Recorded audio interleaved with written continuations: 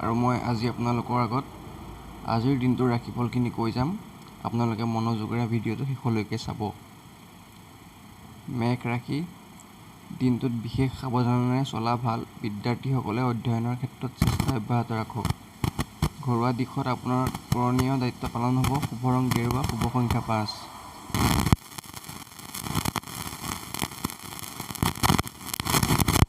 বাহ্যিক কৰ্মত মন দিব লগা হোৱাত মূল কৰ্মত কিছু অৱহেলিত হ'ব পাৰে। দাম্পত্যত মতবিৰোধ, শুভ ৰং সেউজীয়া, শুভ সংখ্যা 7।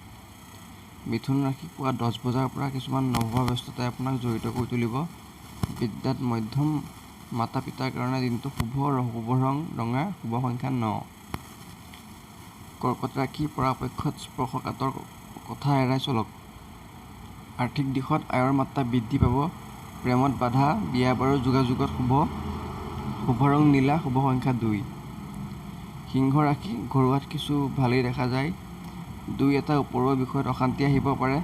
কৰ্মক্ষেত্ৰত মানসিক অশান্তিৰ কাৰকতা, প্ৰেমত আনন্দ, শুভ ৰং কমলা, শুভ সংখ্যা 5।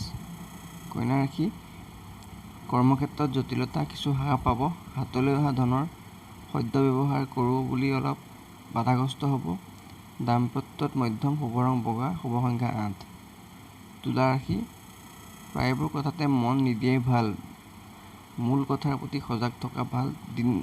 দিনৰ শেষৰ ভাগত কোনোৱে নতুন আশা দেখি উৎসাহিত হ'ব। শুভ ৰং গেৰুৱা, শুভ সংখ্যা 1। বৃশ্চিক ৰাশি, কৰ্মক্ষমসকলে অসুবিধাৰ মাজেৰে অগ্ৰগতি লভিব। মানসিক অৱস্থা মধ্যম, আশা কৰা কোনো যোগাযোগত উপকৃত হ'ব পাৰে। শুভ ৰং সেউজীয়া, শুভ সংখ্যা 8। ধনু ৰাশি, খৰচ পাতি ৰোধ কৰাৰ যত্ন কৰক। প্ৰাপ্য ধন আদায়ৰ সুযোগ পাব।